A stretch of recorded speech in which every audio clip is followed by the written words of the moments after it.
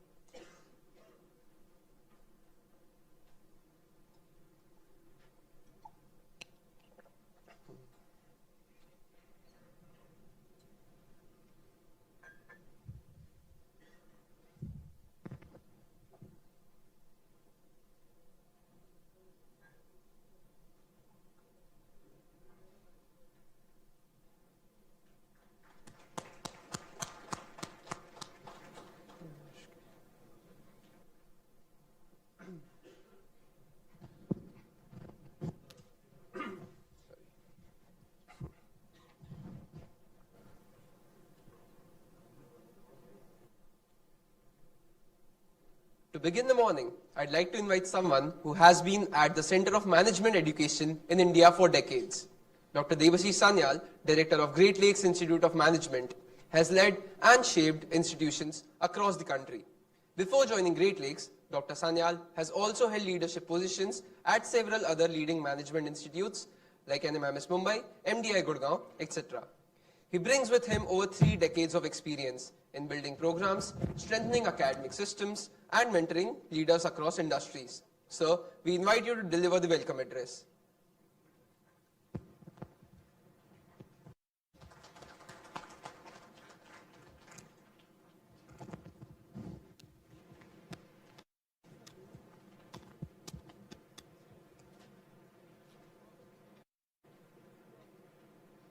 Very good morning to every one of you. On behalf of Great Lakes Institute of Management and on my personal behalf, I stand here to welcome the esteemed authors of the book, Professor Arvind Subramanian and Professor Devesh Kapur. Thank you, sir, for coming to our campus for launching of the book. On behalf of the Institute again, I would like to thank Mr. S. Srinivasan, partner from Federal, to be coming to our campus, and you have taken a lot of trouble, your team has taken a lot of trouble to organize this, and really we appreciate it. Faculty members and staff, students, and over here, Professor Vidya, and our CEO, Mr. Gautam Lakamraju. Thank you all for being in this today at this point of time. Let me be clear about the hosting this inaugural session of Voices That Count. Here it matters actually. A management school is not just a place where students should learn finance, analytics, or marketing, or say they're important. These are important subjects and skills that you need to know, and they're important tools too. They sit inside a much larger context, a context shaped by India's political choices, its economic constraint, its institutional strength and weaknesses, and a social reality that influences how people behave, spend, vote, work, and aspire. A sixth of humanity deals directly with these underlying structures. It looks at how the Indian state delivered public goods, how our democracy evolved faster than our prosperity, how our market expanded without always transforming work or firms, and how society observes or resists change. Whether we agree with everything in this book is not the point. The point is, every educated citizen, especially future managers, must grapple with. When we speak to our students, we encourage them to avoid forming opinions based on the headlines or surface level narratives. Historical understanding, institutional awareness, and humility to accept that many questions do not have a neat answer. This is what makes this book relevant and to a place like Great Lakes and these sessions too.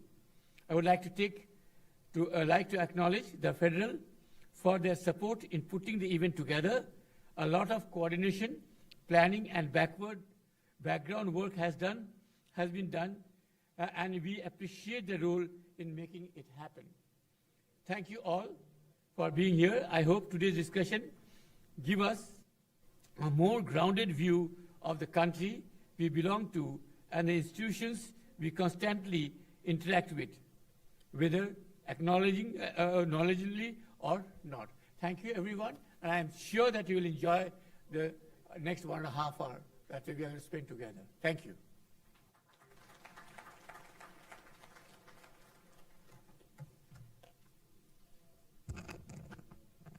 Thank you, Dr. Sanyal. Before we proceed to the opening remarks, we have a brief segment that provides important context for today's collaboration. One of our key partners for this event is the Federal, and many of you would already be familiar with their work. What you may not know is that Voices That Count is a new initiative that aims to engage the public in discussions on significant policy issues. To share a brief overview of this initiative and why today's book launch fits into that philosophy, I invite Mr. Vijay Srinivasan from the Federal to address the audience. Over to you, Vijay.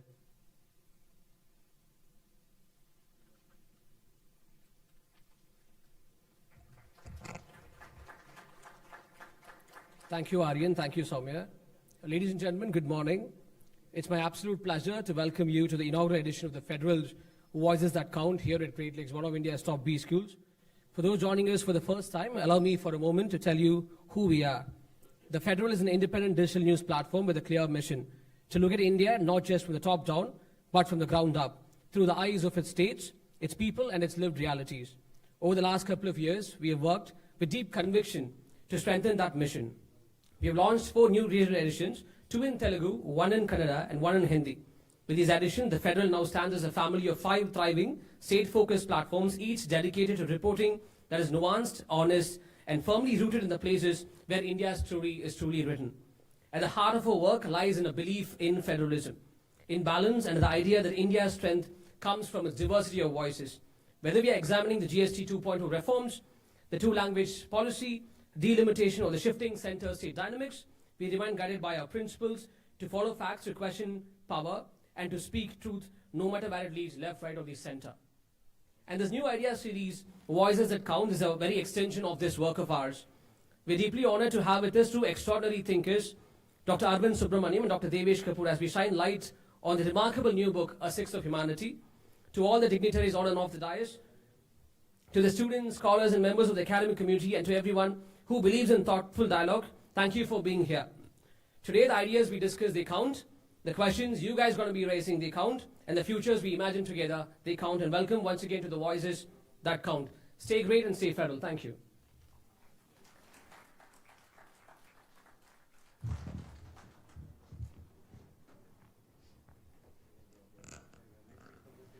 Now, for the part of the program, we turn to someone who knows Great Lakes inside out. Mr. Gautam Lakhamraju serves as the Chief Operating Officer at Great Lakes Institute of Management. A key member of the senior leadership team, he has played a pivotal role in shaping the institution's strategic direction and driving its growth over the past decade. His contributions span across academic administration, admissions, institutional development, and student engagement. He is also the co-founder of Great Lakes Gurgaon, an important milestone in the Institute's expansion and national presence. Before entering the higher education space, Mr. Lakhamraju was a management consultant at a leading global advisory firm where he specialized in the energy sector. His background in consulting, coupled with a deep understanding of academia and institutional operations, brings a unique perspective to his leadership at Great Lakes. Sir, we invite you to deliver the opening remarks. Thank you. Good morning, everyone. Yeah, it's a special occasion today for various reasons. One, the rain gods, blessed all of us and the campus. And so first, thanks to all of you for making it here, through all the water-logged areas and all. So thank you for that. And to our guests who made it all the way, and I think this is part of the start of the journey across the country. We are privileged to have you here. Professor Arvind Subramanian, of course, everybody knows about him being the Chief Economic Advisor in the past, and again, he has been part of many multilateral institutions and has contributed over decades to policy making, especially in India, and he's still advising many state governments. It's a rare opportunity that you get to hear from people who are in those positions of actually, defining the course of the country, right, in terms of the policy making and the decisions that governments make. So it's great to have you here. Again, Professor Devesh Kapur has, such a extensive academic background at some of the best institutions in the world. And again, it will be a privilege to hear from him. And, while you have your business school experience with a lot of different courses, a lot of things that you learn in terms of knowledge, skills and all, I think if you look back a few years from now, the moments that you remember are, a few sessions which really opened up your mind, right, to think in multiple dimensions beyond whatever, skills that you have acquired, right? These are perspectives. And I think today would be one of those sessions where, which can really give you a perspective on the journey that our country went through in the last 75 years, right? And I think the book is an amazing work. It's not easy to capture that journey of 75 years for a country as complicated as India, right, with different linguistic, social, regional differences. Again, we have our experiments with different types of policy making, philosophies and so on. To capture all of that in one book, I think that's a tremendous work in itself. And I think I just scanned through the book. I didn't complete it yet, but I actually got very, very curious because it's accessible. It's not something that's very difficult to read, like some of the academic works can be. So I think many of you can actually pick up the book and read the book because it gives you such rich perspectives about, where we are today, right?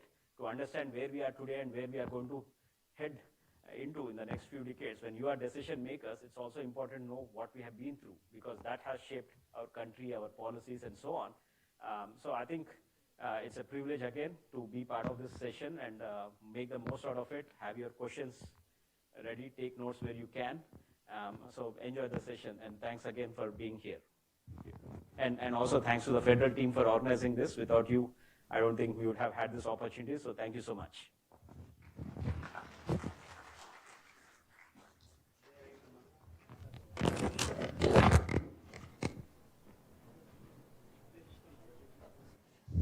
We now move to the felicitations.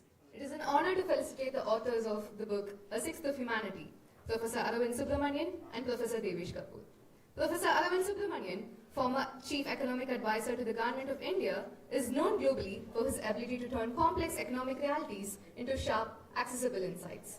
Professor Devesh Kapur, professor at Johns Hopkins University, is one of the most respected scholars of India's institutions and development. Their combined perspective is what makes this book so compelling. I request Mr. Gautam Lakhamraju and Mr. Devesh Sanyal to felicitate our esteemed authors along with Professor Vidya Mahambare and Mr. Srinivasan.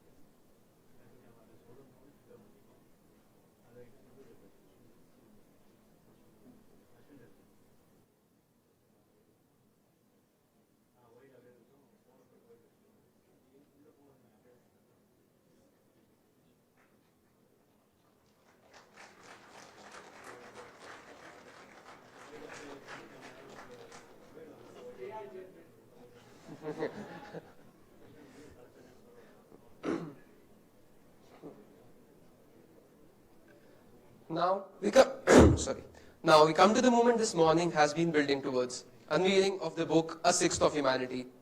Launching a book isn't just symbolic. It marks a point where an idea that lived with its authors now enters the world for all of us to read, question, debate and carry forward. And when a book like this, which examines India through evidence, history and uncomfortable truths, the launch becomes a moment of reflection as much as a celebration. I request Professor Arvind Subramanian and Professor Devesh Kapur to join us at the front for the unveiling. May I also invite Mr. Gautam Lakhamraju, Dr. Debashi Sanyal and Professor Vidya Mahambare and Mr. Srinivasan to join them for this special moment.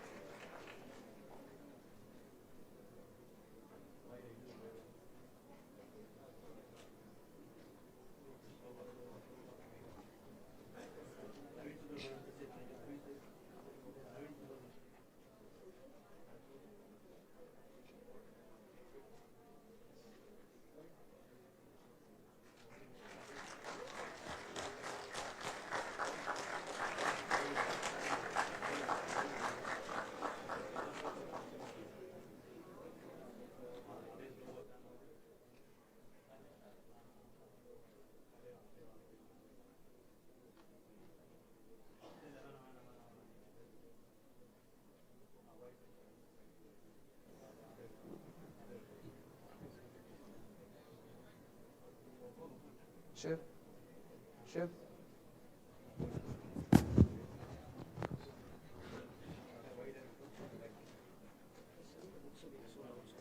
And with that, we move into the part of the program that gives this book its voice, the fireside chat.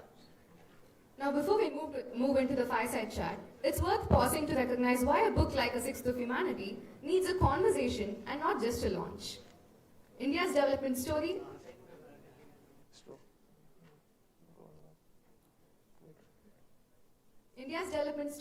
isn't a single thread. It's economics, politics, institutions, and identity all pulling at each other. Data tells one part of the story, lived reality tells another, and the truth usually sits somewhere in between. This fireside chat is where those layers come together. It's where we get to hear the questions behind the research, the debates that shape the book, and the reflections that matter for India's next chapter. Joining us for this conversation are four voices who look at India from different but deeply complementary angles. Professor Arvind Subramanian, former Chief Economic Advisor to the Government of India, widely regarded for his clarity and evidence-driven approach to India's structural challenges. Professor Devesh Kapur, Professor at Johns Hopkins University, a leading scholar of Indian institutions, governance, and migration, whose work blends data with grounded social insight. Professor Vidya Mahambare, Union Bank Chair Professor at Economics at Great Lakes Institute of Management. Her research on households, consumption, labor participation, and demographic change has shaped the way India's economic behavior is studied today. She adds both analytical clarity and on-ground context to the conversation. Mr. S. Srinivasan, the Editor-in-Chief of the Federal. With 4 decades of experience across print, broadcast, and digital media, he has held the top editorial leadership roles at India's most prominent media organizations, including the India Today Group, ST Media Group, and Pudhiya Thalaimurai, of which the Federal is a sister concern. A seasoned journalist and a newsroom pioneer, Srinivasan is an expert at devising end-to-end strategies for launch, editorial operations, and integration of technology in media.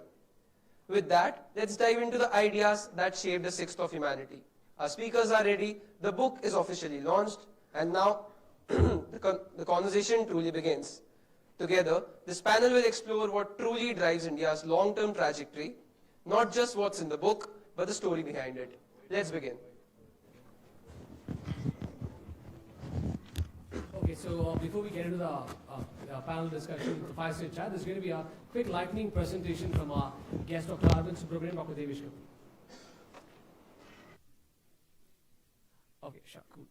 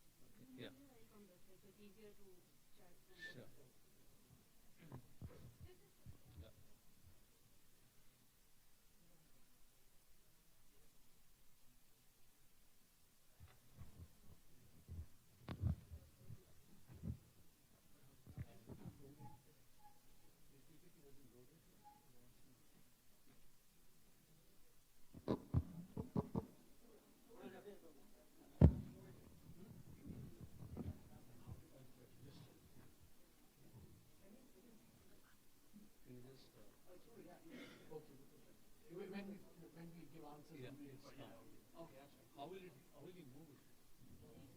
Is it a clicker?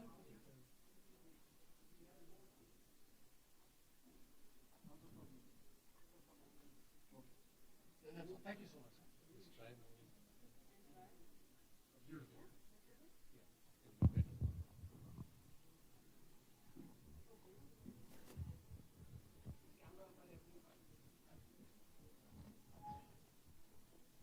Hello.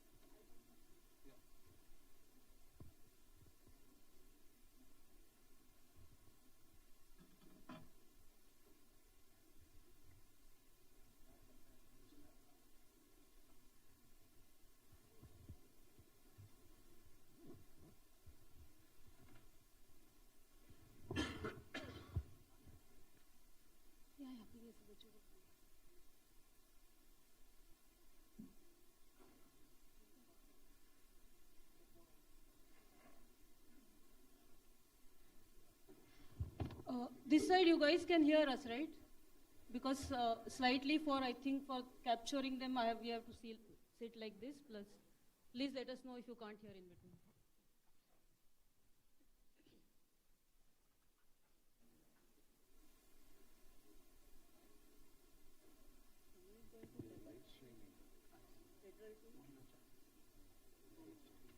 So federal team will tell us.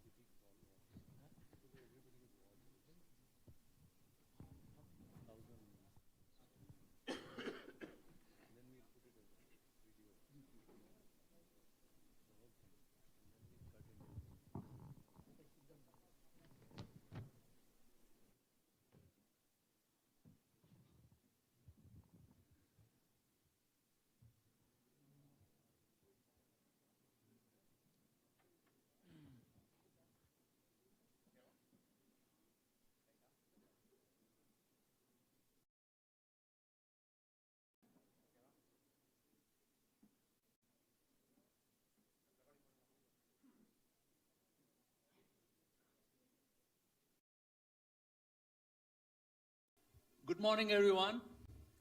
Welcome to the Federal's inaugural event, Voices That Count. Now, what can be more appropriate occasion for us, well-known global voices, Professor Devesh Kapur, eminent political scientist, and Professor Arvind Subramanian, eminent economist and former chief economic advisor to Government of India. I am joined by Vidya Mahambare, professor of economics at Great Lakes, in steering this conversation. Welcome all. A Sixth of Humanity, Independent India's Development Odyssey, is a brilliant book that captures lucidly the 70 years of India's economic history.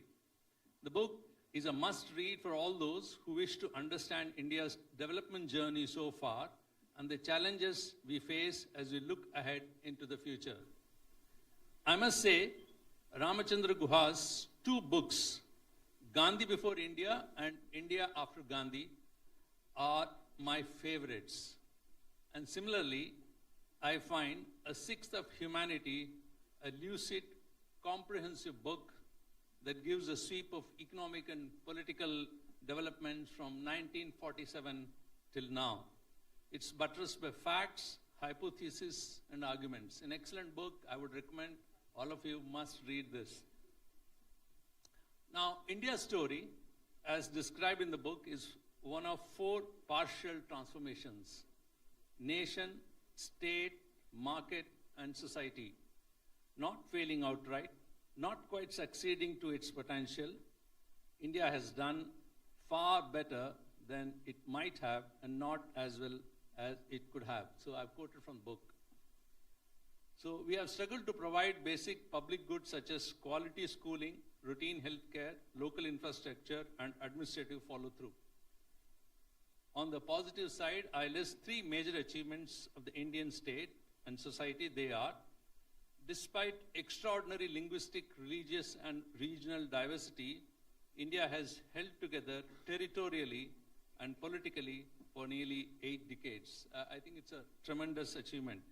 2, India has regularly conducted the world's largest election process, resulting in peaceful transfer of power and deepening electoral competition. And you will understand when you look around India, and you will really get a picture why it's so important. 3rd, managed fiscal federalism with center-state transfers, including through finance commissions, and ensured a reasonably stable macro-fiscal architecture. Now, before we go ahead, I think Vidya want to address students. Yeah, I just wanted to tell the audience, which are mainly our students, you have done both the courses, micro and macro now, so you have a fair bit of background. When you listen to this discussion, do think about what this means for you, because you are country's future, right? So what are the takeaways for you, your role as manager, which industries are going to flourish, where are the opportunities? So think about these. So if you think from that perspective, then it will be easier for you to be ready with the questions. Okay? Thank you. Now I'll begin with the two of you. Can I begin with what are the challenges you faced writing this book? Because one thing is true of India, it's so complex to unravel. Here everything and opposite is true. So you have to negotiate both. So the book seems to have done a great job in doing that, striking a right balance in this polarized political social environment. It gives credit where it is due, and it is also scathing remarks in places, and yet overall it is not come out anywhere where you could say that it is partisan in its outlook. I think it's a tremendous achievement. How did you manage that? Arvind, go. Well, first of all, we want to thank Federal for initiating this. Srinivasan, the young Vijay there, a dynamic Vijay who's been also responsible, and of course to Great Lakes Management, and most important to all of you students who've showed up, waded through water and come here. So thank you very much for coming, and I hope we can have a real conversation around this fireside, as it were, which we have to imagine, but I hope you can also engage in the conversation. So the question was, how did we manage to be balanced? That's a kind of question, right? I think that there's actually a very simple answer to that. Let me give the simple answer, and Devesh will give the more sophisticated answer to that. The simple answer is that both Devesh and I feel, almost like a religion, that we must be guided by the data and the evidence. And the arguments should follow from the data and the evidence, rather than having strong biases or predispositions, which then shape your argument. And so, once you have that basic approach, obviously we all have some biases, some things, but you are open enough and careful enough to say, look, what does the data tell you about all kinds of things? And the book is full of data. So just to give one example, take a thing like per capita GDP. How did India do? And then if you listen today, people will say, fastest growing country in the world, maybe which is true, maybe not. But when you look over the whole 75 years, you can actually, as we try and do here, just to give an example, I think the students hopefully will able to follow this. Okay, so this, for example, is a chart of GDP per capita from 1950 to 2022. And this is a chart which plots actually all the countries in the world. So all the countries in the world are in this chart. So if you were to ask, how is India done? So we have to have some reference or benchmark. How is it done? So we just allowed the data to say, plot per capita GDP over these 72 years for all the countries, and then let's see where India shows up. So for example, in 1950, if there were 100 countries in the world, India would have a rank of the 79th poorest, the other way around. It's, if you rank countries, it's 79 means it's amongst the poorest 21 countries in the world. So it's on that. If you go to 1980, the picture deteriorates from 79th to the 85th. So higher number means you're doing poorer. And then from 1980, 1990 to 2022, it climbs, but it's still 66th in the world.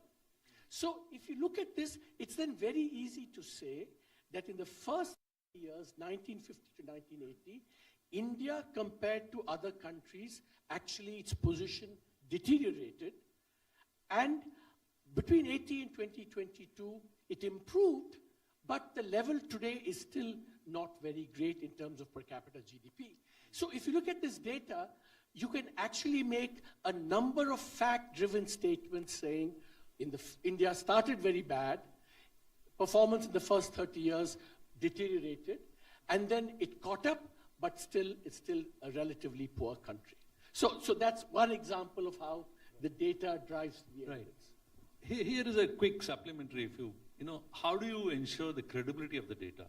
Because, this is, if you see the latest GDP numbers, the current quarter, even IMS has flagged it, saying that, there need to be better data. That's one of the issues. So are you getting, of course, historically you have been getting various, from various sources, but are you getting credible data? So the source of our data we've used, basically the key source is one, which is the government of India's official. It was actually much harder than one might think to build the data over 75 years. You can find for a few years, etc. So a key challenge if you are doing a data-driven book over a long period of time is to have consistent data where the source is the same, so that if there are errors that will shape the level but not the trends. So that was one. And then you complement it and see if there are other sources, IMF, World Bank, the WTO, do they contradict? So you try and triangulate just to cross-check. So that's one. I think just going back to your previous question, I think The other way we tried to have a sort of balanced approach was we did not look with the condescension of posterity. In other words, we did not judge the actions of the 1950s or 60s by the lens of today. So we made a very conscious effort and we put together a database of more than 3,000 official government reports for almost every aspect of the economy at the time when they were written and published, and tried to understand the country as policymakers were seeing it at that time. So what were the challenges they were seeing in 1964 about population or agriculture, etc., rather than judge it with the hindsight of history. And that means that you're not trying to be wiser and smarter with the knowledge that you have now, but actually seeing what were the challenges and struggles they were facing at that point of time to understand the choices they made or they did not. So, and just the third point to add to how the objectivity comes is that, and this was an example, is you always try, because many of the assessments and benchmark, some you can say objectively good, bad, but many indicators have to be relative. So one of the other things which is a choice that we made in the book is that wherever possible, we would not just compare how India did over time, but compare it with how other countries fared over time as well. And then do both a comparison within India across time and across countries across time. And so that also led a certain discipline and anchor to the judgments that you make. And one small point is that, so when you do that cross-country, by definition, we use cross-country data from publicly available and widely acknowledged as reliable data. So this data, for example, comes from a historian called Angus Madison, who compiled painstakingly over 30 years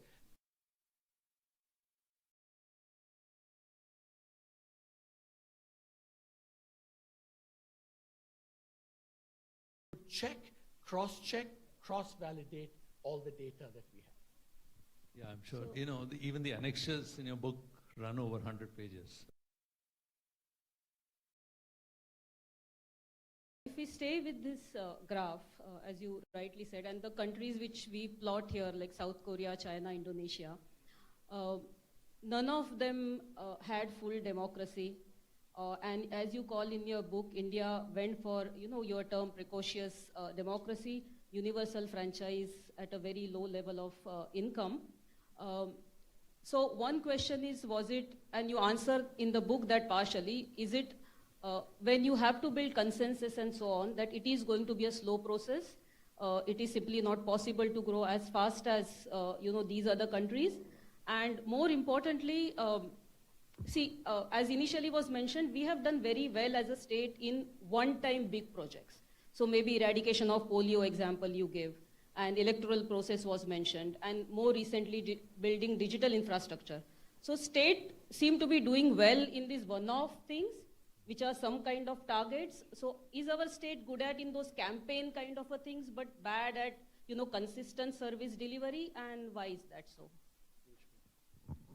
So yes, if you think of the achievements, right, we don't quite, I think, appreciate just how challenging it is to do a census of more than 1 billion people, where you have to record in a single day everyone's, we have consistently since independent run just every Indian national election is the world's largest election, almost by definition. And so what we show is that these episodes, that the Indian state does well in episodic delivery, or things that require, which have an automatic exit. Mm-hmm. Whereas public health, primary education, sanitation, which require day-to-day attention, the state does not do well. And that's part of a broader argument we make, is that the Indian state is much better at entry, but is not very good at exit. And exit is a self-disciplining device. Without that self-disciplining device, there are fewer or weaker mechanisms to discipline the administrative apparatus. Yeah, the Abhimanyu effect. Sorry, can I just, sorry, go ahead. Abhimanyu effect. Yeah, the Chakravyuha challenge, we call that. So just to, your question, just to illustrate what Devesh just said about, but on the ongoing things like health, education, nutrition, that India doesn't do very well. And that's illustrated in this chart, which is a measure of human development. So it incorporates how much income the average citizen earns, how much education he's attained, is his life or her life expectancy, and it's all combined in one index. And here you can see that it's even worse than the chart that we showed you previously. India begins in, again, this has all the countries in the world.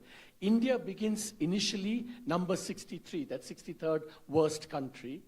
And it deteriorates to the 79th worst country. And it improves, but it's still the 69th worst country today.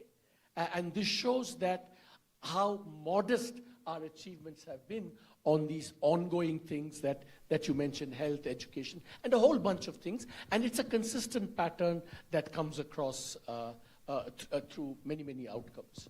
So, Vidya mentioned this issue about precocious democracy.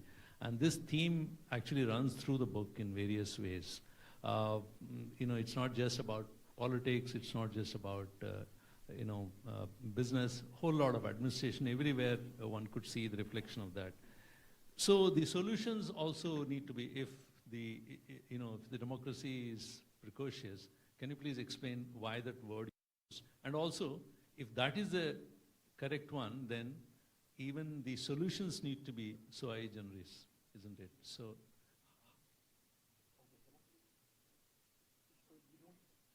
yeah. So haven't we been doing constantly that? For instance, we missed the literacy boat, computerization. So many people couldn't type. That's okay. They went on to cell phones directly. You don't need to type because now you can talk. Similarly, now AI.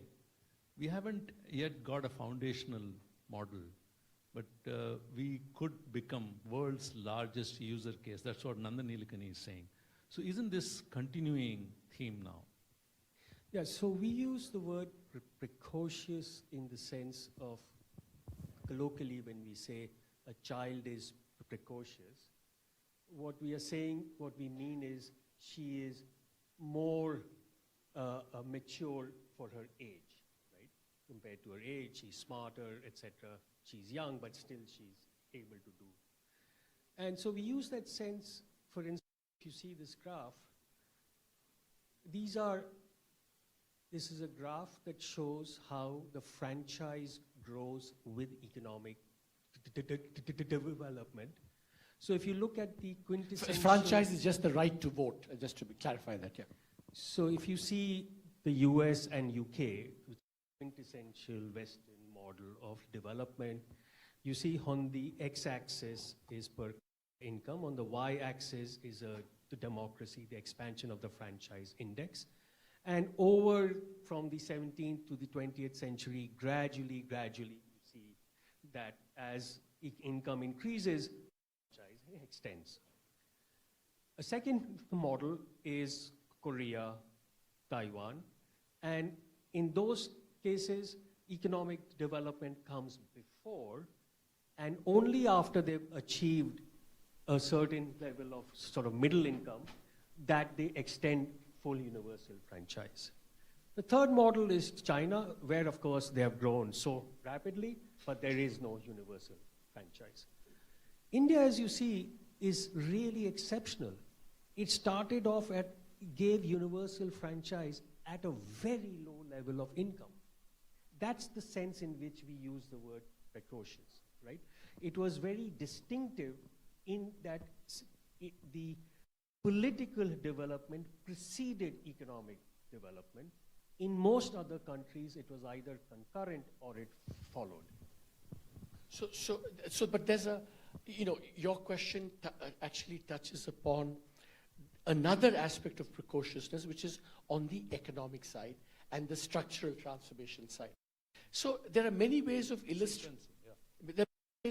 illustrating that. See, typically what happens to all successful countries is they first do a lot of agriculture, then from agriculture all the labor moves into manufacturing, producing more and more manufactured goods and finding organized sector employment. And then after a certain point, their wages rise so much that they can no longer produce manufacturing competitively, and then they turn to services. So that's the typical pattern of development seen in the successful cases, both of the West, US, Japan, but also the more recent countries that developed, China, Korea, Taiwan. India, just as Devesh said, India was a politically democracy before development.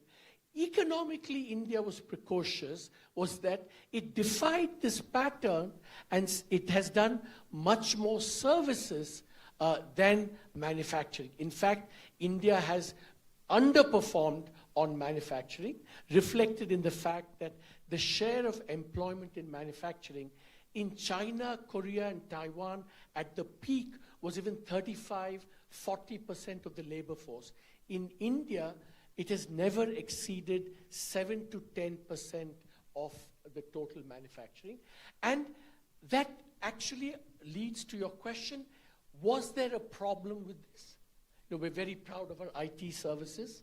The problem, however, is, and this is going to kind of applies especially to you, all of you are going to be guaranteed jobs because you're skilled and you're going to find jobs a lot in IT, in services sectors, consulting, management, finance, etc. But as you graduate and get your jobs, remember that the vast majority of the labor force in India is unskilled, and the Indian economy has not been very good at providing enough manufacturing, low-skill, productive jobs for the vast swathe of the labor force. So that's something you should always keep in mind when you think about the Indian economy. So if we dig a little bit deeper into the same theme, if we see states of India, the current prosperous states, if you take Gujarat, Tamil Nadu, manufacturing is highly concentrated in these 4 or 5 states, right? That they constitute almost more than 50% of India's total manufacturing.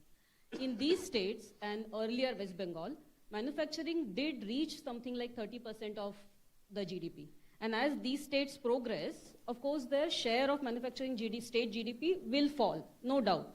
So if India has to ever reach manufacturing in GDP share of anywhere closer to 25% as Make in India is, doesn't manufacturing must move to the northern belt, because that's where the manufacturing is stuck at 5% of GDP, and that's where our demographic dividend is. So rather than, people having to come here, because if you see all these people and majority young people in Tamil Nadu, they're highly educated now. They don't want to be on factory floors, in the primary survey that we do. So isn't it ideally that the manufacturing should move to where the labor and where manufacturing share in GDP is less, rather than prosperous states having more and more manufacturing? What would be your take on that? No, I think that is a very obvious thing. I mean, the puzzle is that labor costs in Bihar or UP are so low. Why is manufacturing not moving, right? Especially, and we know, we point out in the book, there's a range of reasons that especially the large Hindi belt, as well as some of the eastern states, why they have not been able to take advantage of labor-intensive manufacturing. And that has a lot to do with the politics of the states. That has a lot to do with the social strife in the states, which makes them unattractive, like for business, like to go. Now, but even in sort of UP, you see belts like the Noida belt, which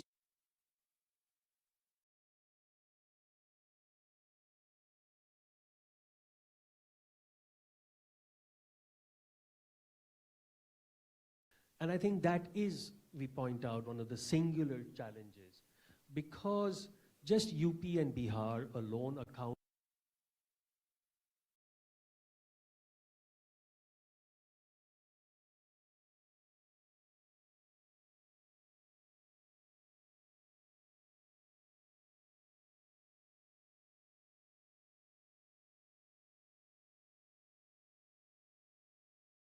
important that these two states in particular do much better than they have done in the past.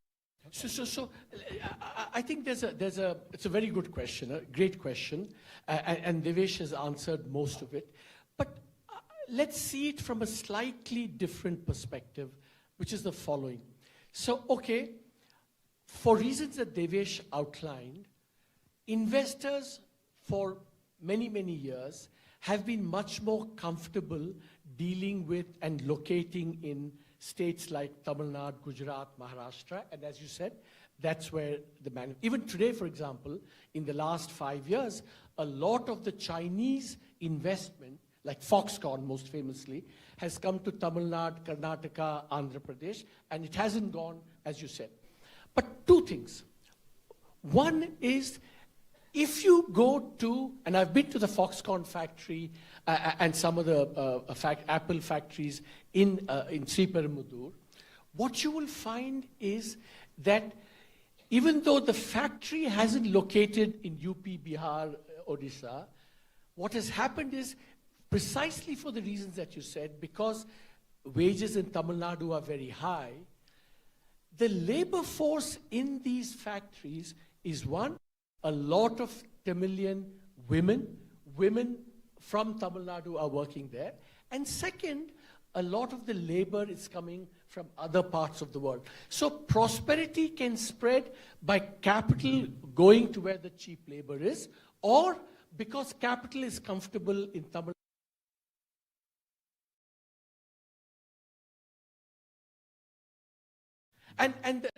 but then that leads to what I think is another way in which what Devesh said could happen is, then UP, Bihar, and Madhya Pradesh and Rajasthan can then look up and say, and which is what they're doing now very consciously, hey, how come Tamil Nadu is attracting so much investment?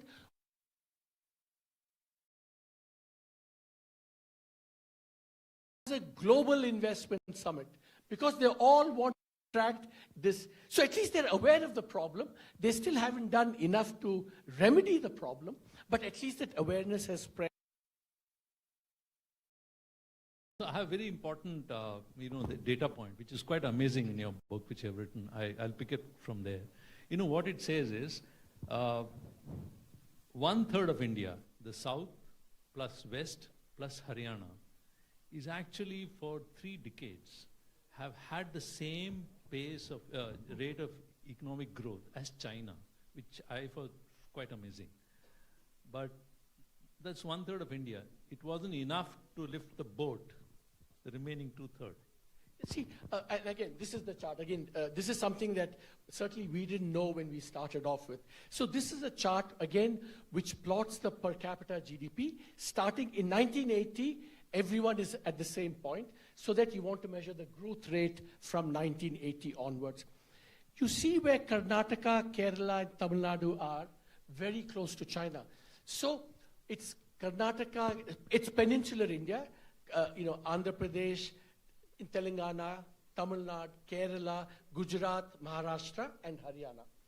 Now, it has grown as fast as China, and also as long as China has grown. So about 35 years, these states have grown at about 7-8% per capita GDP growth. So again, the question then becomes, if these states can do it, because we say, oh, China has done much better than India. It's true up to a point. It's not true because 1/3 of India has grown as rapidly as China. So the problem is not why can't India grow as fast as China. The point is why 2/3 of India cannot grow like the Chinas that are within India. And that, again, is the problem of how do these states like UP, Bihar attract the kinds of things that Devesh was saying about how do they attract investment and so on. How do they create the climate? But again, this is a case where the data showed us something which we didn't know before, that we have Chinas within India. It's just that not enough. So, I totally agree with your point that if the capital cannot move to this 2/3 of India because of governance or whatever related issues, labor has to move here. But if we take, for example, Foxconn example that you said, the housing that is constructed here is with the subsidy of the government. So one of the things which I think it wasn't possible simply to cover in the book given the, the size, but I think the urban housing or semi-urban housing in India is a crucial challenge, I feel, because if the labor has to come here, virtually there is no family housing at all available for migrant labor as of now.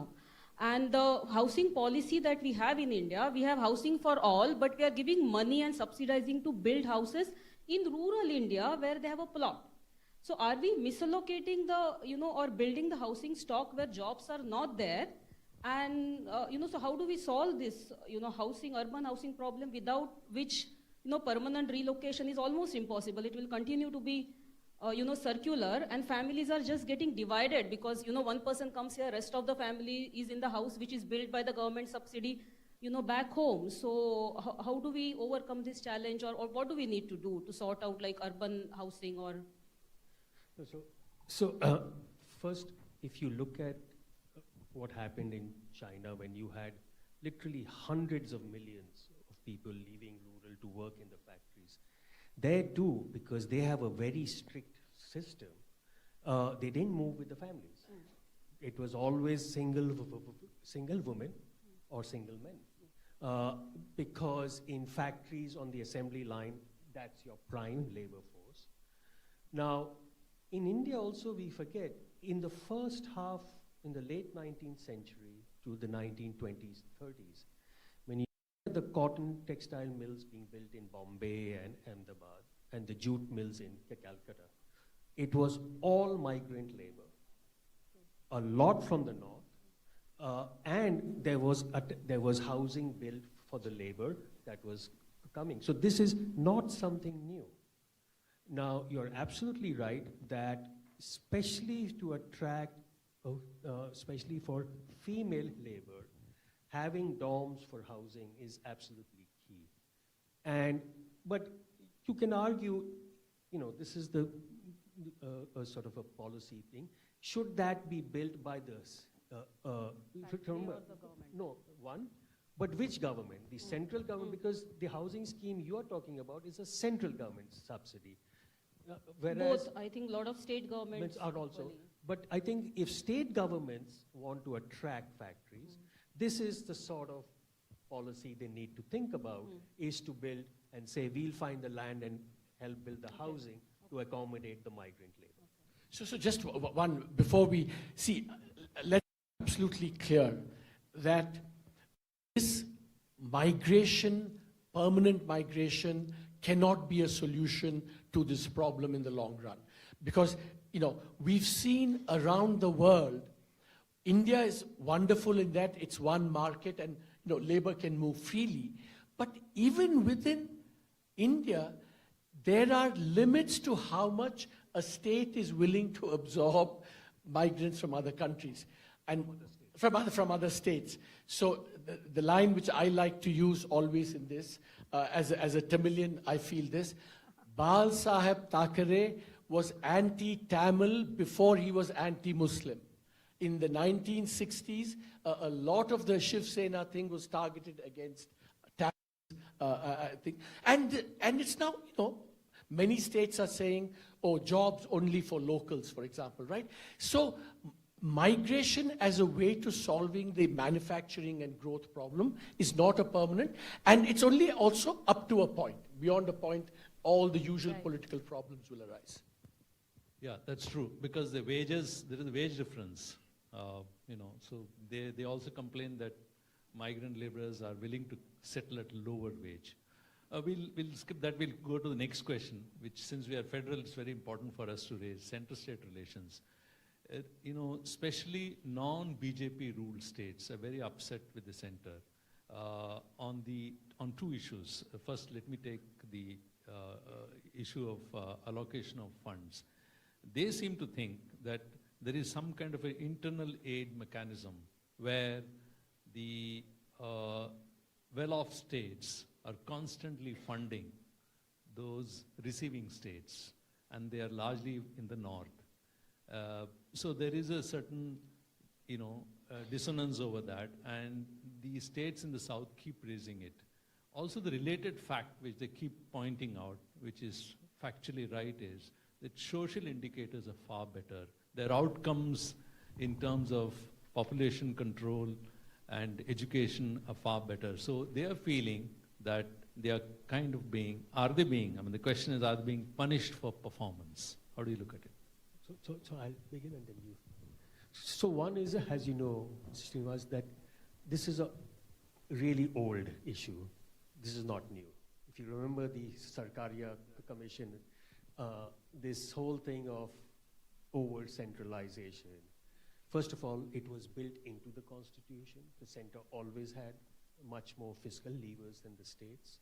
And then whether opposition states were targeted or biased against, that was a big issue from the 70s, 80s onwards, when you had non-Congress governments coming up. So the issue got somewhat addressed or attenuated from the 90s onwards, because you didn't have majority governments. So this issue is much more acute when you have a majority government, less so when you have coalition governments, because the coalition partners make sure, right? Now, Isn't that disparity? yeah, so the second is, the population issue was indeed the case that the South and the West had addressed the fertility challenge much earlier. But we now see a strong convergence. Fertility is declining. West Bengal, as a poor state, has a fertility rate which is the same as the South. So, and UP and Bihar, have not gone down as much, but the decline is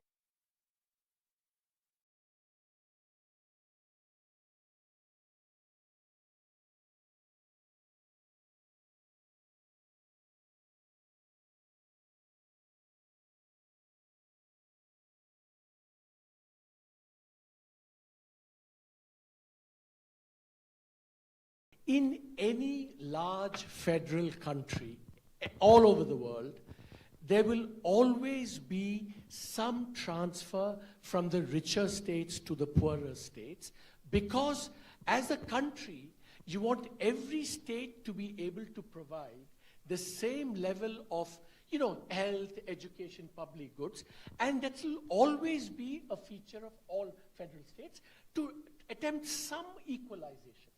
It's part of the nation-building process. And this chart shows that actually over time, the transfers to poorer states have been high, but also rising over time.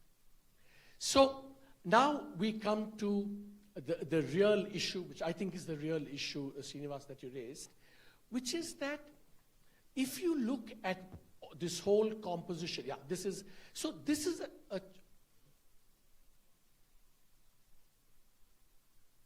okay, so this is the chart on fiscal transfers.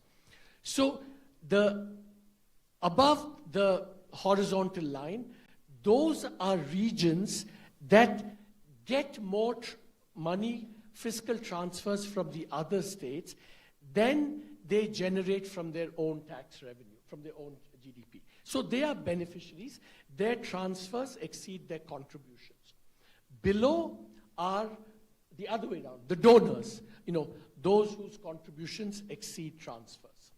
Now, the first interesting point to note is, the beneficiaries are not just the Hindi land states, but also the eastern states. but the largest beneficiaries are the Hindi heartland.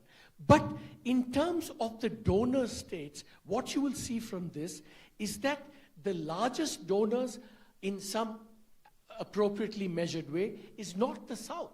The South is a donor, but it's the West and Haryana that are the biggest donors. So while there are, donors and beneficiaries, the South is not the one that is paying the most. That's the first point.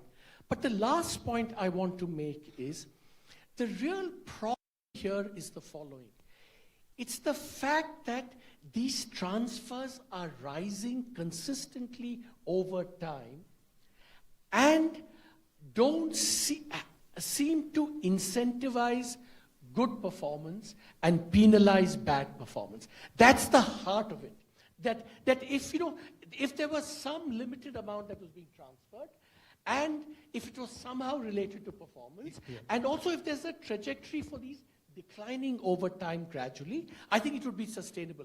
But the problem is not the level of the transfer, but the fact that it's rising consistently in the face of performance which is not in fertility. On fertility, Devesh is right, but on economic performance, it's like UP Bihar have grown very slowly, and despite that, they get more and more resources from the southern state. So this political consciousness that somehow underperformance is being rewarded and not penalized, and overperformance is being penalized, I think that's the heart of the political challenge facing. Yeah, that's true. But if you look at the terms of reference of the 16th Finance Commission, 15th Finance Commission had certain recommendations. They were, they wanted some changes. But 16th, we don't even know what the terms are. So shouldn't they be seriously looking at it? Because shouldn't these states get some kind of relief? That's one. But I'll come to another question if you want to answer. But let me answer that because I have a personal. So full disclosure. I have actually, provided some advice to some of these southern states on what they should, pitch to the Finance Commission.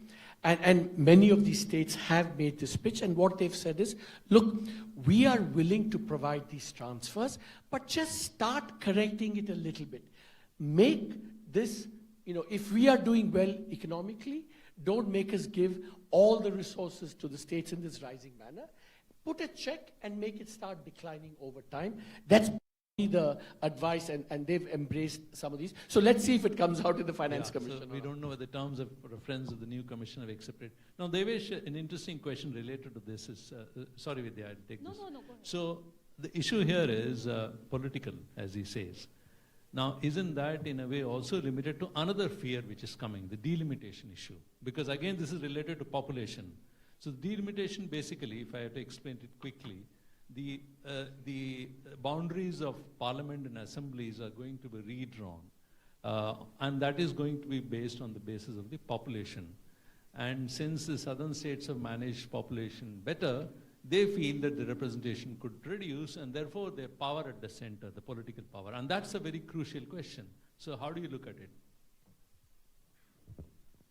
So as you know, there was a political compromise. So the Delimitation Commission, what the Indian Constitution says, is that after every census, seats will be reallocated based on the population in the census. And this is not unique to India. All federal systems, the US is facing the same thing. The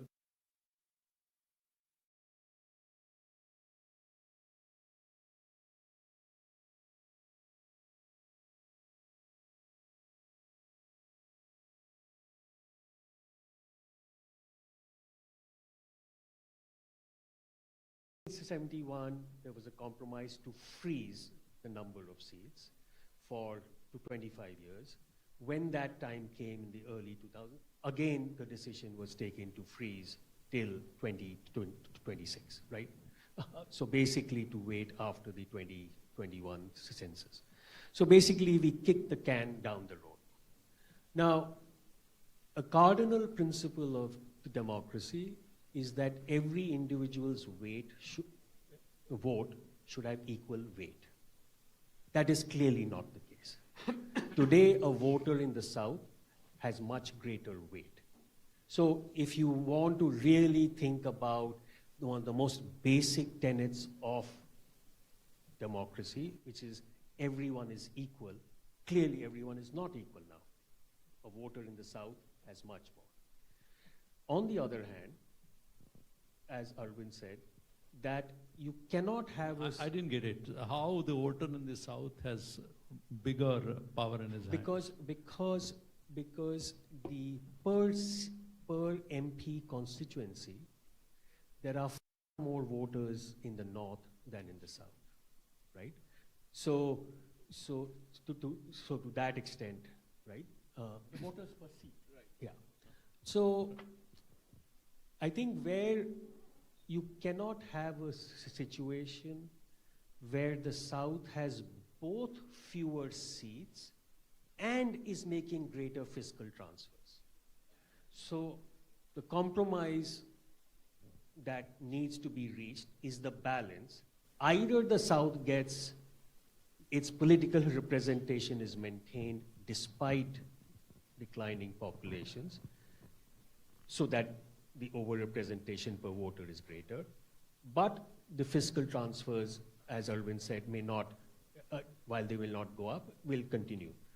But if it is the case that the North gets both more seats and wants to extract more resources from the South, that is terrible for the future of the Indian federal system.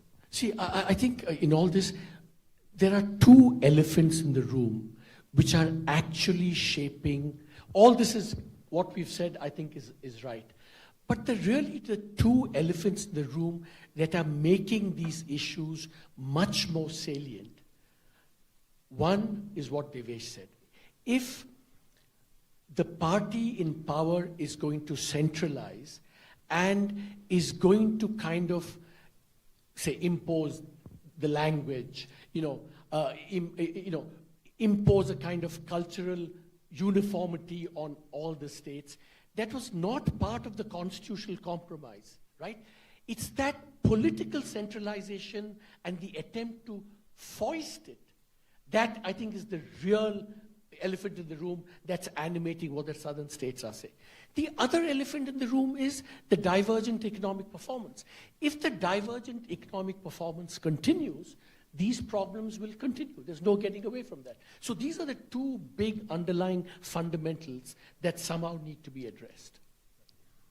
So I have several more questions, but before that I want to ask you a couple of questions which everyone here can relate to.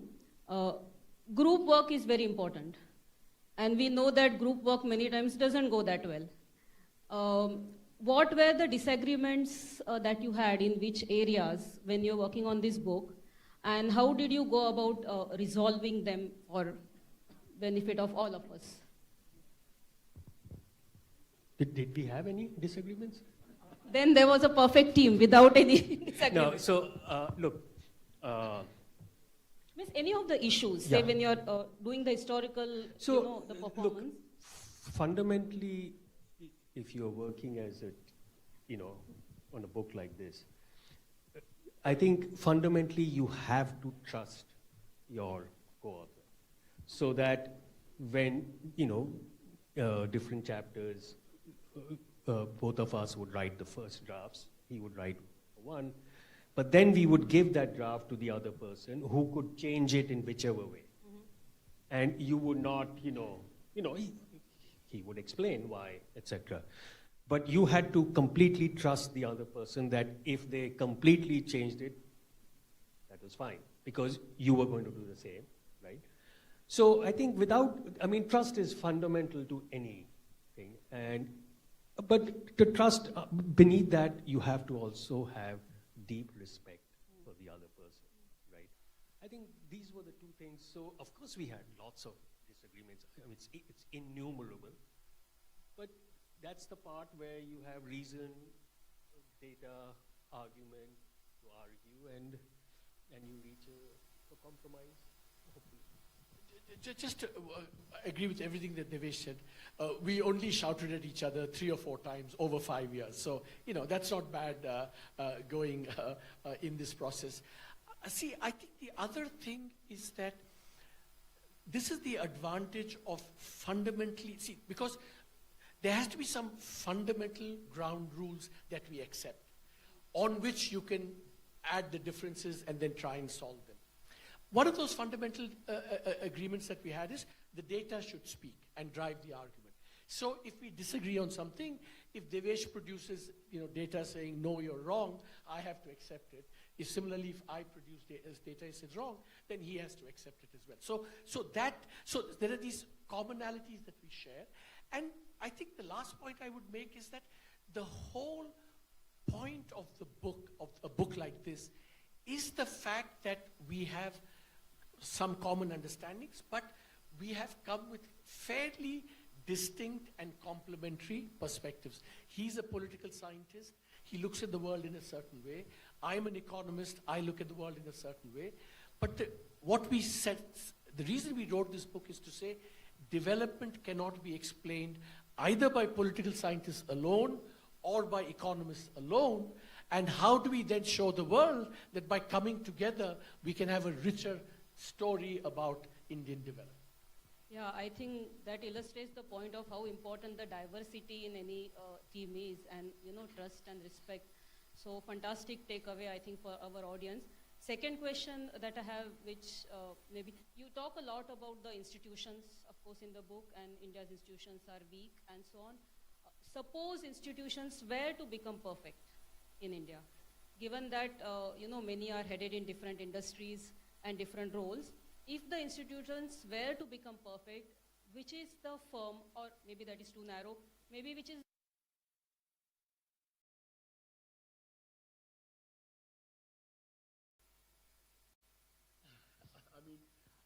So let me give but, you a... yeah, maybe you could explain institutions. Yeah, institutions are, things like the judiciary or the RBI, or the election commission. So that kind of units that function according to certain rules and procedures and, have some norms. And the value of these things is that they impart a certain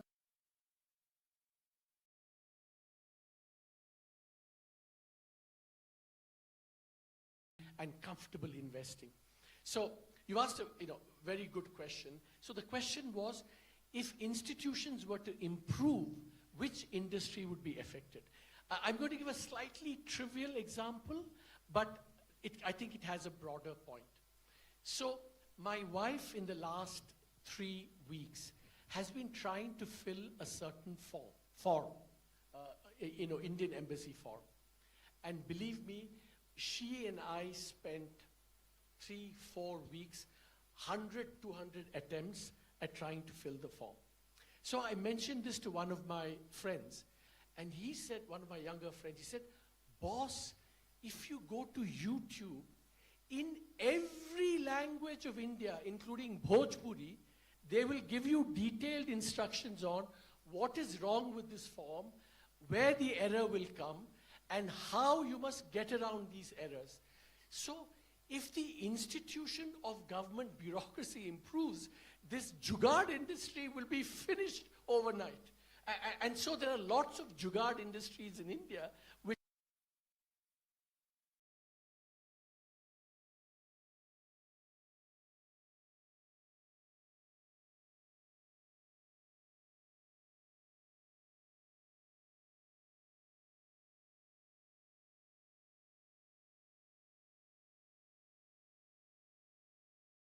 India is today a business, and it is that business that thrives on imperfect institutions, and that is the sector that will be the most adversely affected, which is precisely why there is no incentive by politicians to improve institutions.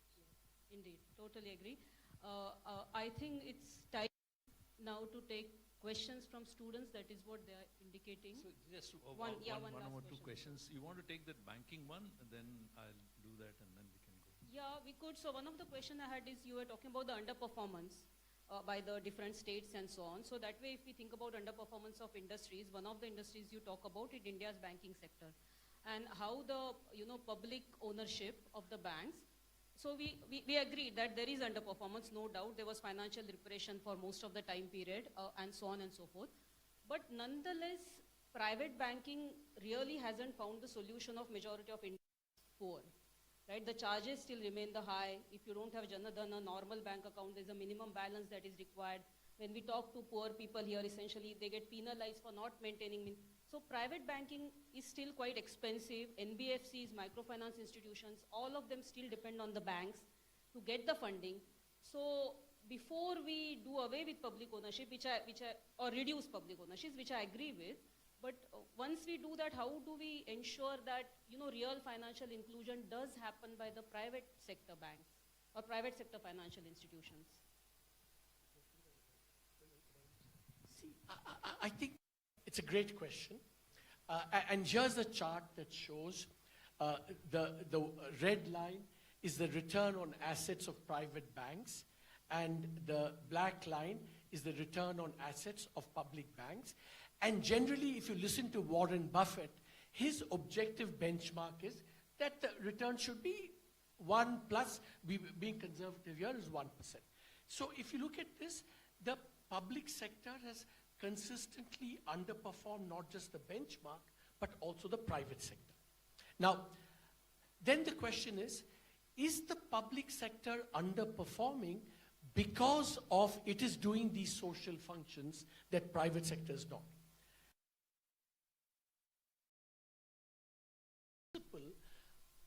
Priority sector lending, SLR, all these regulations and objectives that the government has are imposed equally on the public sector banks and the private sector banks, right? So in that sense, this comparison of public and private is broadly not unfair.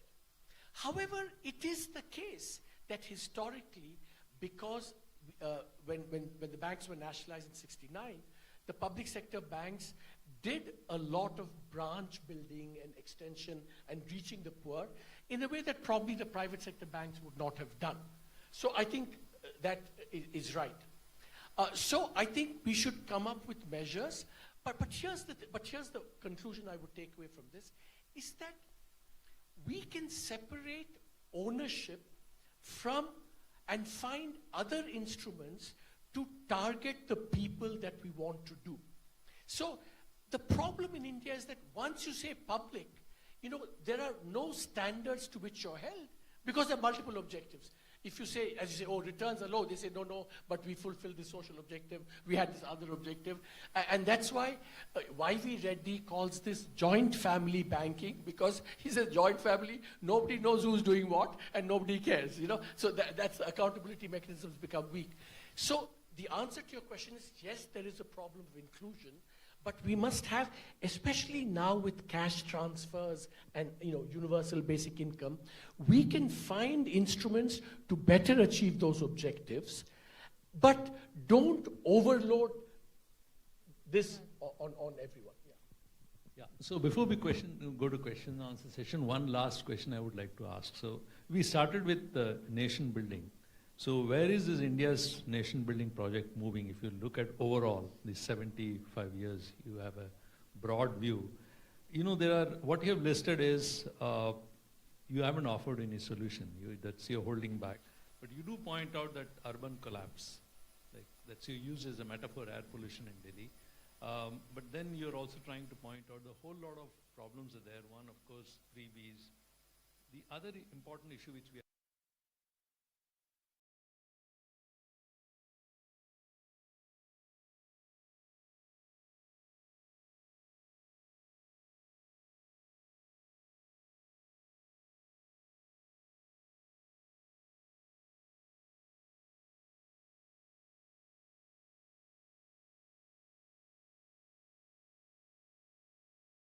by being expressly saying we have no prescriptions to offer. Because, Arvind would have a list, I would have a list, and everyone has a laundry list. That wasn't. We just had one recommendation, which I think pertains to your thing on nation building, which is to ask the government to have the equivalent of the Hippocratic Oath, do no harm. And I think when you think of the nation building project, I think you all perhaps really do not realize how hard it is and how fragile it can be. Therefore, it has to be really, really handled with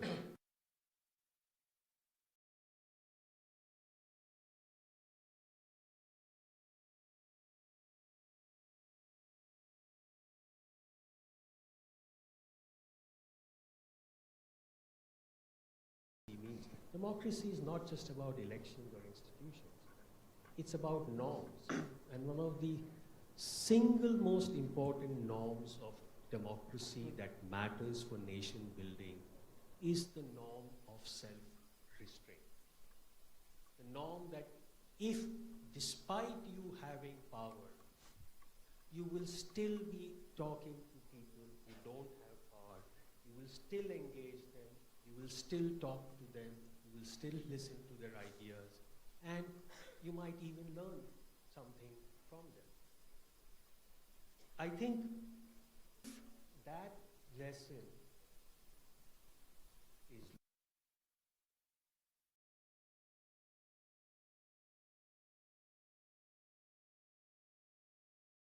which is to build a nation out of so much diversity, so many challenges, and all you have to do is to look around the neighborhood.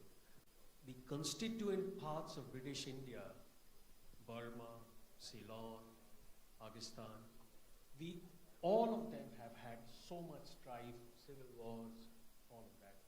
India has avoided that despite being much more diverse than any of these.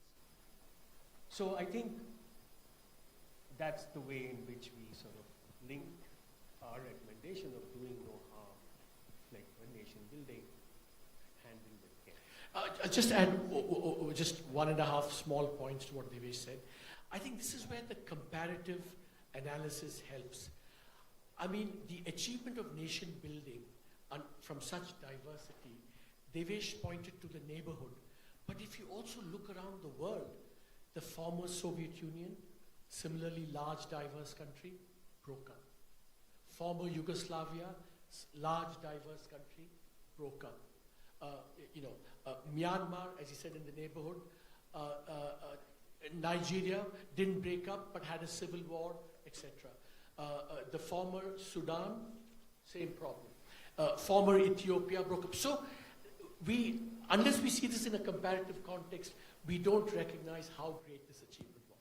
The last point I would say is that in that institution building, that the institutions we have created in the nation, is India as a harmonious federal structure.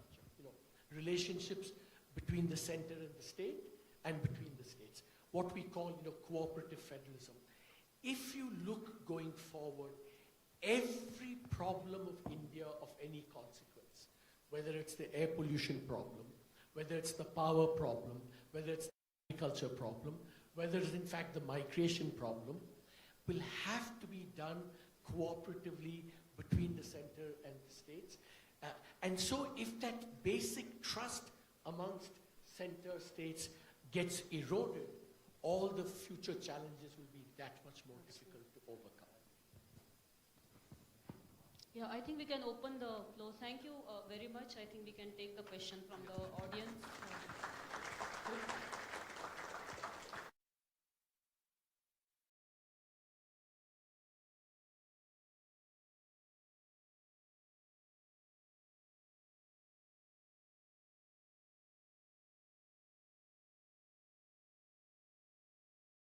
About the country you live in, the systems that shape you, and the choices that will determine where we all end up.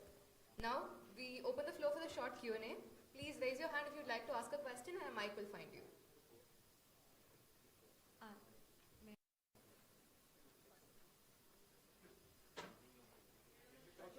Good afternoon, sir.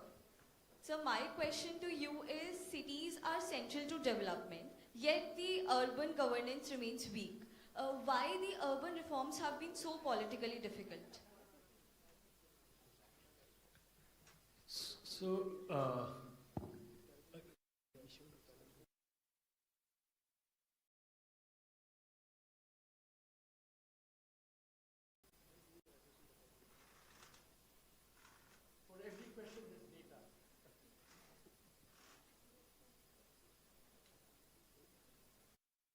So, just to answer your question, we all, and in fact, one of the questions that you asked was about centralization, the center-state relationship.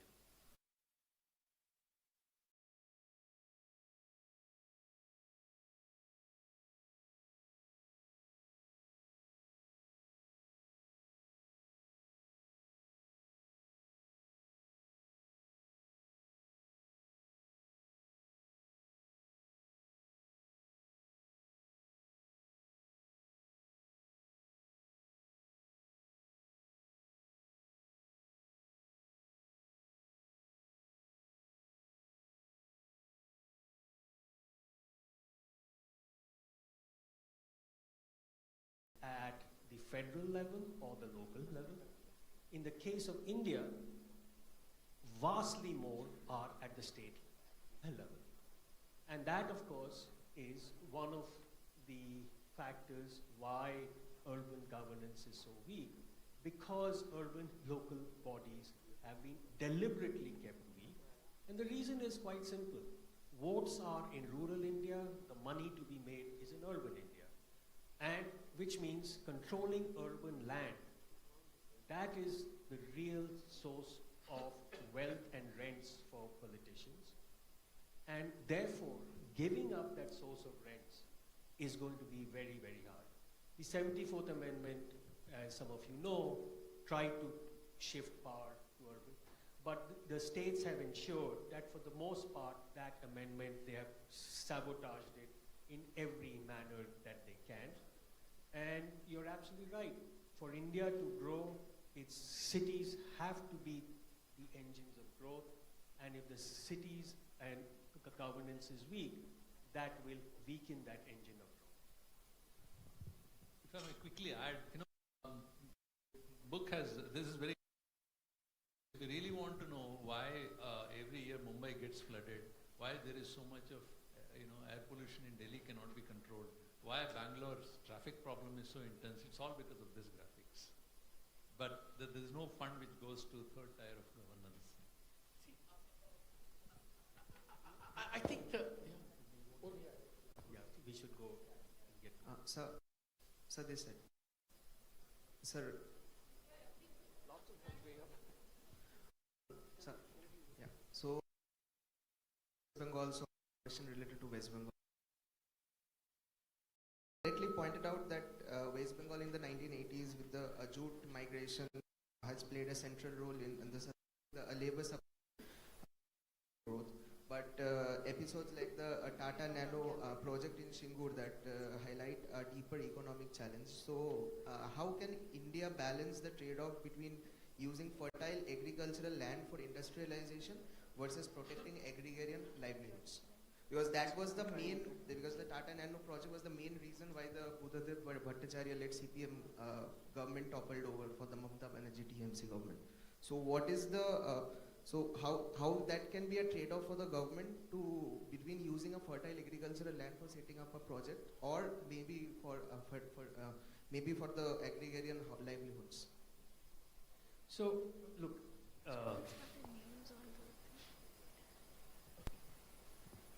so about 100 years ago, actually in 1918, Dr. Ambedkar wrote an amazing paper about Indian agriculture. And he said that the only future for the majority of India's farmers is to get them out of agriculture. Because the fact is that 70% of India's farms are less than 1 hectare. And basically, unless you grow gold, a 1 hectare farm simply cannot give you, might give you a basic livelihood, but it is not a pathway for higher incomes, right? So at some point, how to consolidate small land holdings. So all of that, the root of that, whether in China or Korea, etc., it begins by increasing agricultural yields. So you need much less land for agriculture for food security to begin with. But also, you must remember that the problem with the acquisition of land for the Nano project, it was the process. It was a brutal process. if they had paid enough compensation, then the process would have been managed much better. After all, we see that and we show that in the book, all the highways being built around the country. So one of the things that happened with the UPA government is that the amounts to be paid for the land acquisition was 3 times the circle rate. So now when farmers are being well compensated to acquire the land, they are much more open. They also know the reality that you're not going to get much income out of this. So I think one of the challenges, we should not just blame the land acquisition per se with the process by which you acquire the land. If you seize farmers' lands or you give them paltry compensation, there's no doubt that they're going to object very strongly. I think that was perhaps the main problem. Sir, towards your right. So I had a couple of questions. Only one. Okay, sure, one question. You mentioned institutional degradation and exit maintenance. This has been a problem across the Commonwealth. So I'm wondering what factor would significantly contribute to this institutional degradation as you mentioned? No, yeah, what is the factor which contributes most to this?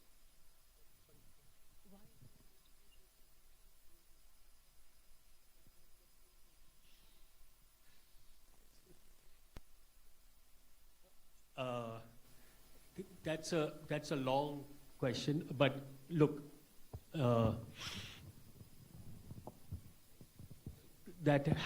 so when we think of weak institutions, you might think of something like the Election Commission, the Finance Commission, the Supreme Court, right? Or what we did in the last 20 years, all these new regulatory institutions, the Reserve Bank of India. So what you have had is actually a mixed picture. Many of these institutions, their weakness is showing up, there has been a gradual decline, which has to do with the quality of leadership who you select to run these institutions. And above all, some sense in which politicians have a sense of self-restraint that what we call, so what the Election Commission of India or the Supreme Court, one of the key roles they play is what we call, they are referee institutions, right? They make sure there's a level playing field. The Competition Commission of India, at least its purpose is, there's a level playing field across. But if the political class does not want a level playing field, in fact it wants a biased, then of course you can ensure that the institutions are weak by making sure that you appoint people to these institutions who will not uphold the values of the institution. So fundamentally you cannot separate institutional health from the incentives or the behavior of the elected class. So I just want to add very briefly. See, your question is a very good one. It's very difficult to answer. But the one thing I would say, and this is something we say in the book quite a lot, is that a pattern that you see in India is that for many of these institutions, take the Election Commission, the Finance Commission, the police, the judiciary, if things are bad at the central level, at the state level, they are much worse. And so that kind of raises the question of, why is that the case? Why is it? So it's not just that institutions are bad. You see a pattern of, at one level, they are better than at the state government level. So then you have to look into, well, what are the factors that make it more easy to degrade institutions at the state level? And then you get into the question of leadership and politics and power and corruption and all these things. Hello, sir. Hi, sir. Good morning, sir. Sir, on your left.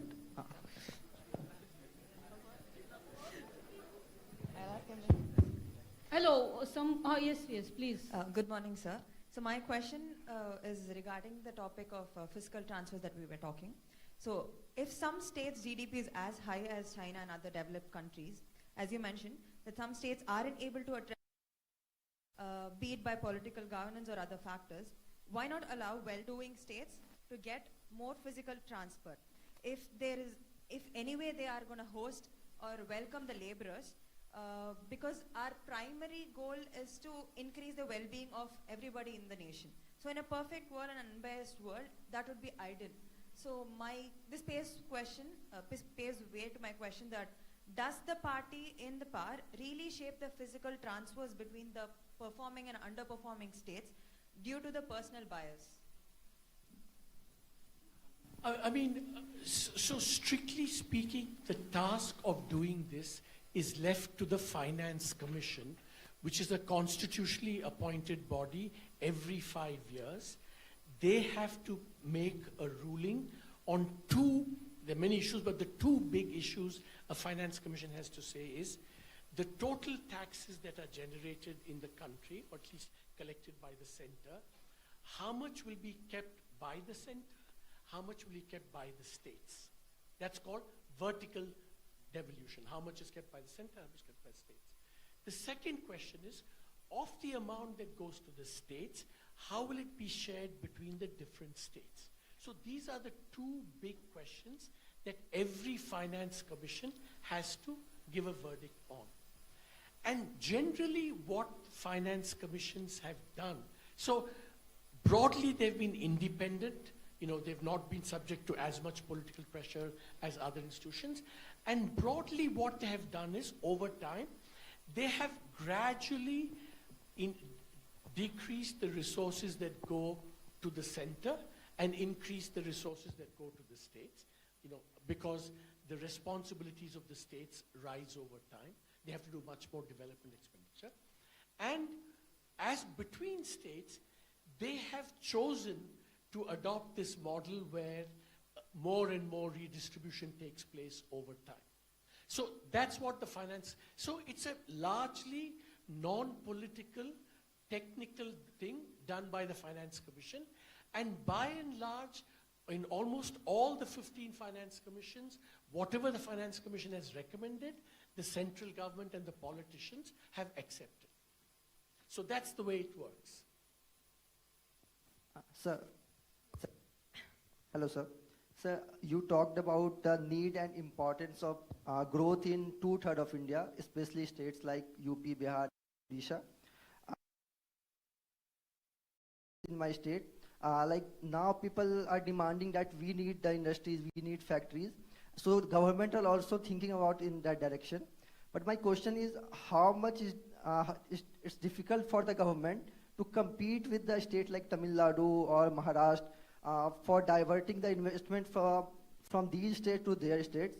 And also the one excuse they give is that Bihar and UP are landlocked states. So how much you think this excuse is valid in their perspective? So you want to So, one state, if you look at Telangana, it's a landlocked state, but as you can see, it has actually done quite well in the past decade. So undoubtedly that matters, but it's not a permanent handicap. You're absolutely right that it is not easy to attract investment, because there are lock-in effects that companies have, which have invested in Maharashtra, Gujarat, Tamil Nadu for many decades. But, for Bihar, any state should start with its comparative advantage. I mean, for Bihar, there's a really strong scope for agro-industry. If you develop, you have a strong agriculture, the first industry that you can move into is agro-industry, right? So when we did some work in Bihar, we found that even rice is milled in Bengal. They take it because there are no rice mills in Bihar. Now, there's no reason why Bihar should not have rice mills, right? And that is, so I'm saying is there's scope for things you don't have, not everyone needs apple. There are many other industries which Bihar can. So now, for instance, it has this makhana, which is growing as a health food, etc. but you have to have a supply chain, you have to have value addition. So there are many things it can do. Begin with your comparative advantage, and then you gradually can go up the... No, I think, you know, the spirit of the question is, the way I would address it is to say, look, you obviously cannot compete with the richer states based on, you know, attracting them with resources they have more. But there are lots of things that you do badly, which you should fix in the first place. I think that's the major thing, because once you do that, then all the things, whether it's rice or manufacturing, so the basics of governance, you know, law and order, providing electricity, providing rule of law, all those basic things have to be fixed, and they are all in Bihar's hands, the government of the Bihar. So it's as much an internal problem, not an external problem. Sir? Sir? Just of time, we just have time for one last question. Whoever has my... Hi, sir. Yes, Ayushi. Hi, sir. This side.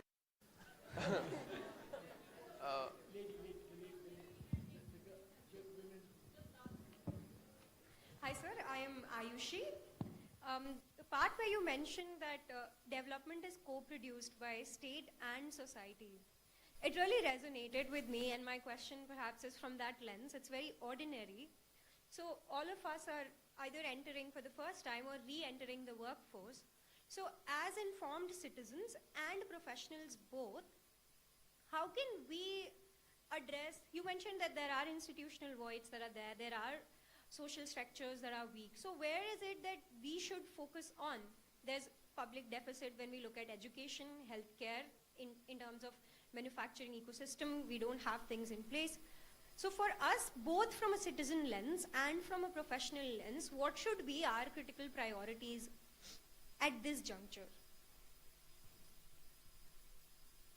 Well, the priorities, so just to back off, the idea that most public goods are co-produced with society goes to someone called Elinor Ostrom, and she got the Nobel Prize in economics for this insight. And when you think of, say, sanitation, you know, a classic thing in Japan, once a child enters kindergarten, she or he, the first thing they do when they enter the school is to clean their own classroom. Cleaning is not someone else's job. That value system is ingrained in society very early on, right? It is not someone else who will come and clean. It is your classroom.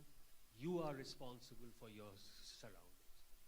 Now, that's the sort of insight that Elinor Ostrom had. Now, what that means is that in terms of for students, must first think of the responsibilities in the context where you are, the town, the city, begin with the locality where you are, depending on your comparative advantage, whether it's the local school or whether it is sanitation or health. But I think citizens' actions work most beginning at the local context before you think of large social movements to try and put pressure on the government on issue X or Y. But I'll allow Arvind to... I think it's, my simple answer is, whatever you do it with commitment, passion, and a sense of the wider ramifications of what you do. But that's an individual choice finally. But whatever you do, you know, idealism, passion, commitment, efficiency, you know, all of those things, do it well. Just one last question.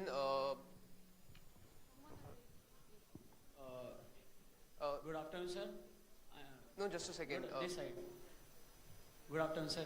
Sir, as you were discussing about manufacturing imbalance in different states and thinking to reinforce manufacturing in northern states as well. Sir, my question is, what one long-term reform you think will be the most effective? Like it's labor for labor, logistic, or it's governments or any other? Sorry, how to boost manufacturing? Yeah, basically, yes. Yeah. So, you want to... No, I mean, Arvind, you can... Look, the basic thing, that northern India, these states knew, is just simple rule of law. No one is going to go and establish a factory if someone, local politicians, dadas, etc., come and ask for money or try and do extortion rackets. That simply will not happen. No businessman is going to invest. So that is in the power of states. Law and order is a state subject. If you just have basic law and order, that is a fundamental requirement. Without that, nothing else can ever happen. It's governance, you mean? Yeah, so exactly as Devesh said, that investors want reduced risk and certainty. And you have to provide that by having good governance, rule of law, and no arbitrary decision making. Simple. Thank you very much. It's been really wonderful talking to both of you. I learned a lot from this book and also the conversation. Thank you so much, Dr. Devesh Kapur. Thank you so much, Arvind Subramanian. Thank you. That's it for the questions. Thank you so much. We saw a lot of hands raised over here, but it seems like the session would never end if all of you wanted to ask questions. So we can move ahead. And so before we move ahead, a quick note for all of you that the book is available for purchase right outside the venue. And we invite you to stop by, pick up your copy, and make the most out of the opportunity because you can get it personally signed by the authors. And you can ask your questions during the book signing as well. So before we conclude, a quick note of appreciation. We want to extend our gratitude to the federal team for partnering with us on today's program. The time they have invested behind the scenes made this event a lot stronger and a lot richer than it would have been otherwise. We deeply appreciate the collaboration. And now, to formally close things, I invite Ms. Rachel, Assistant Editor, The Federal, to deliver the vote of thanks. Rachel, over to you. Hello, good afternoon everyone, and on behalf of the Federal, thank you for being here and making Voices That Count a thoughtful and engaging session. Our deepest thanks to Dr. Arvind Subramanian and Dr. Devesh Kapur, not just for joining us, but for bringing the sharp, uncomfortable honesty of a sixth of humanity. Your book cuts through decades of slogans to explain what has actually driven and stalled India's development. Hearing you lay out the evidence without hedging or euphemism is exactly the kind of clarity public conversations today in India need. Our sincere thanks to Great Lakes for hosting us, to Gautam Lakshmaraju, Debashish Sanyal, and also to Professor Vidya, Mahambare, Yash, Dwani, for all those who have been instrumental from this team. And we look forward to more such collaborations. We also want to thank our partners, City Union Bank, Little Flower Group of Institutions, Mehta Jewellery, and HarperCollins as publishing partner. Deepest thanks again to Great Lakes and the team at Federal who made all of this possible. And thank you most of all the audience for listening, questioning, and engaging, because conversations like this matter. So please join us for our next Voices That Count session. Thanks.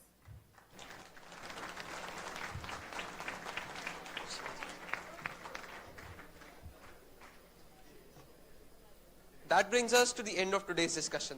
The book signing is now open and you're welcome to join the queue if you like to get your copy signed by the authors. Meanwhile, we'll also be playing out a couple of marketing features, so please stay back.